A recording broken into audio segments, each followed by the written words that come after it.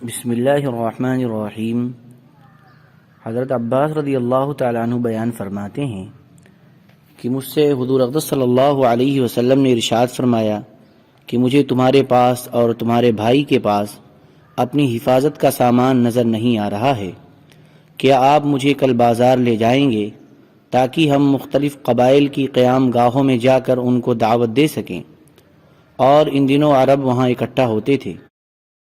حضرت عباس رضی اللہ تعالیٰ عنہ فرماتے ہیں، میں نے حضور اقدس صلی اللہ علیہ وسلم سے عرض کیا کہ یہ قبیلہ کندہ اور اس کے ہم خیال لوگ ہیں، اور یہ یمن سے حج کے لیے آنے والوں میں سب سے اچھے لوگ ہیں، اور یہ قبیلہ بکر بن وائل کی قیام گاہ ہے، اور یہ قبیلہ بنو عامر بن صعصعہ کی قیام گاہ ہے، آپ ان میں سے کسی کو اپنے لیے پسند فرما لیں۔ چنانچہ آپ نے قبیلہ کندہ سے دعوت کی ابتدا فرمائی اور ان کے پاس تشریف لے جا کر فرمایا کہ آپ لوگ کہاں کے ہیں؟ انہوں نے کہا یمن کے۔ آپ نے فرمایا یمن کے کون سے قبیلے کے؟ انہوں نے کہا قبیلہ کندہ کے۔ آپ نے فرمایا قبیلہ کندہ کے کون سے خاندان کے؟ انہوں نے کہا بنی عمرو بن معاویہ کے۔ آپ نے فرمایا کہ کیا اپنی بھلائی کو تمہارا دل چاہتا ہے؟ انہوں نے کہا وہ بھلائی کی بات کیا ہے؟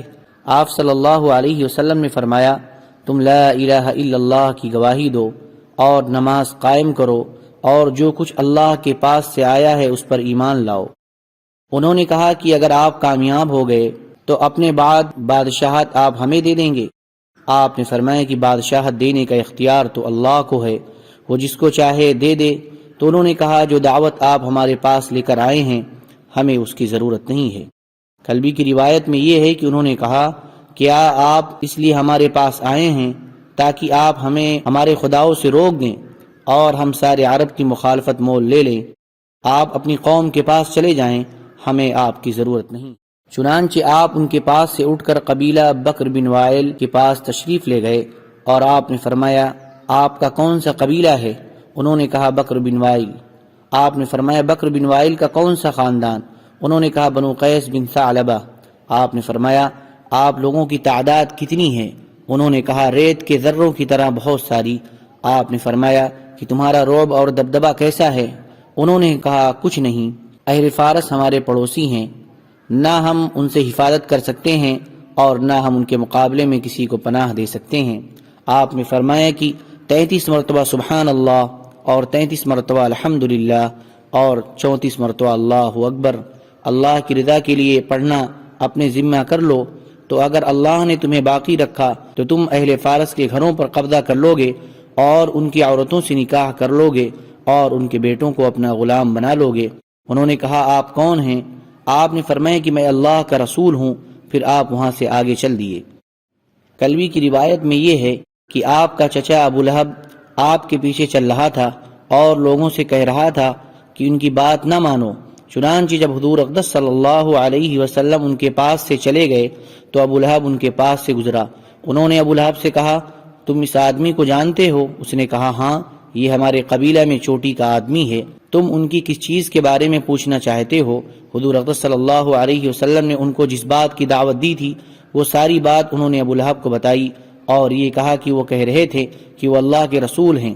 ابو لہب نے کہا خبردار اس کی بات کی کوئی اہمیت نہ دو کیونکہ وہ دیوانہ ہے، نعوذ باللہ من ذلک، پاگل پن میں الٹی سیدھی باتیں کرتا ہے۔ انہوں نے کہا کہ انہوں نے فارس والوں کے بارے میں جو کچھ کہا اس سے ہمیں یہی اندازہ ہوا۔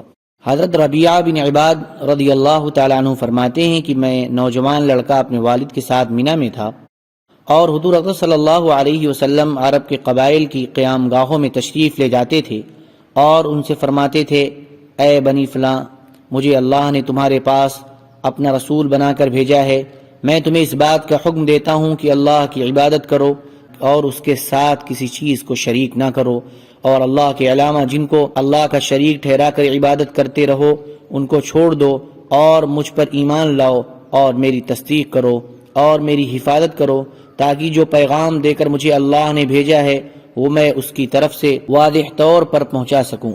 حضرت ربیعہ فرماتے ہیں کہ آپ کے پیچھے ایک بھینگا اور خوبصورت آدمی تھا جس کی 2 زلفیں تھیں، ادنی جوڑا پہنے ہوئے تھے۔ جب حضور اقدس صلی اللہ علیہ وسلم اپنی گفتگو اور اپنی دعوت سے فارغ ہوئے تو اس آدمی نے کہا اے بنی فلاں، یہ آدمی تمہیں اس بات کی دعوت دیتا ہے کہ تم لات اور عزا کو اور بنی مالک بن عقیش کے حلیف جنوں کو اپنی گردن سے اتار پھینکو، اور جس بدعت اور گمراہی کو لے کر یہ آیا ہے اسے اختیار کر لو، اس کی بات ہرگز نہ مانو اور نہ اس کی بات سنو۔ حضرت ربیعہ فرماتے ہیں کہ میں نے اپنے والد سے کہا، اے ابا جان، یہ آدمی کون ہے جو ان کے پیچھے لگا ہوا ہے اور جو وہ کہتے ہیں اس کی تردید کرتا ہے؟ میرے والد نے کہا، یہ ان کا چچا عبد العزیٰ بن عبد المطلب ابو لہب ہے۔ مدرک سے یہ روایت ہے کہ انہوں نے کہا کہ میں نے اپنے والد کے ساتھ حج کیا، جب ہم مینا میں ٹھہرے ہوئے تھے تو ہم لوگوں نے ایک جگہ مجمع دیکھا۔ میں نے اپنے والد سے پوچھا کہ یہ مجمع کیسا ہے؟ انہوں نے کہا کہ یہ ایک بے دین آدمی ہے، نعوذ باللہ من ذالک، جس کی وجہ سے لوگ جمع ہیں۔ میں نے وہاں دیکھا تو حضور اقدس صلی اللہ علیہ وسلم لوگوں سے فرما رہے تھے کہ اے لوگو، لا الہ الا اللہ پڑھ لو، کامیاب ہو جاؤ گے۔ حضرت حارث بن حارث غامدی رضی اللہ عنہ فرماتے ہیں کہ ہم منا میں ٹھہرے ہوئے تھے، میں نے اپنے والد سے پوچھا یہ مجمع کیسا ہے؟ انہوں نے کہا یہ سب ایک بے دین آدمی کی وجہ سے جمع ہیں۔ فرماتے ہیں کہ میں نے گردن اونچی کر کے دیکھا تو نظر آیا کہ حضور اقدس صلی اللہ علیہ وسلم لوگوں کو اللہ کی وحدانیت کی دعوت دے رہے ہیں اور لوگ آپ کی بات کا انکار کر رہے ہیں۔ حضرت حسان بن ثابت رضی اللہ تعالی عنہ فرماتے ہیں کہ میں حج کرنے گیا، وہاں حضور اقدس صلی اللہ علیہ وسلم لوگوں کو اسلام کی دعوت دے رہے تھے اور آپ کے صحابہ کو طرح طرح کی تکلیفیں دی جا رہی تھیں۔ چنانچہ میں حضرت عمر کے پاس آ کر کھڑا ہوا۔ اس وقت تک حضرت عمر مسلمان نہیں ہوئے تھے، وہ بنی عمرو بن معمل کی ایک باندی کو تکلیفیں پہنچا رہے تھے۔ پھر حضرت عمر حضرت زنیرہ کے پاس آ کر رکے اور ان کو بھی طرح طرح کی تکلیفیں دینے لگے۔ سبحان ربک رب العزت عما یصفون وسلام علی المرسلین والحمد للہ رب العالمین۔